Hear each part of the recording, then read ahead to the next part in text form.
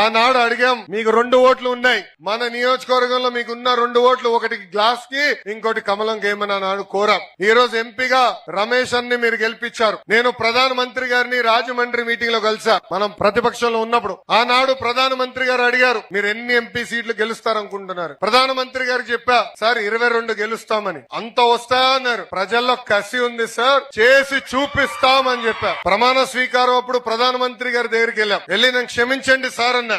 ఎందుకు రా అన్నాడు. 22 గెలిపిస్తా ఉన్నాను సార్, 21 వచ్చింది సార్ అన్నా. ఒకటి తక్కువ పడింది సార్ మాకని గట్టిగా వెనకాల తట్టి ముందలకెళ్ళు రాష్ట్రాన్ని మనం కలిసికట్టుగా అభివృద్ధి చేద్దామని హామీ ఇచ్చారు ప్రధానమంత్రి నరేంద్ర మోడీ గారు. ఈ రోజు రాష్ట్రం ముందలకెళ్తుందంటే కేంద్ర ప్రభుత్వం సహకారం ఉంది. గత ప్రభుత్వం మొత్తం అప్పులు చేసి పంపించారు. జీతాలు ఇచ్చడానికి ఇబ్బంది పడే పరిస్థితి, సంక్షేమ కార్యక్రమాలు చేసడానికి ఇబ్బంది పడే పరిస్థితి. కానీ కేంద్రంలో ఉన్న నరేంద్ర మోడీ గారి సహకారంతో ఈ రోజు మన రాష్ట్రం ముందలకెళ్తుంది.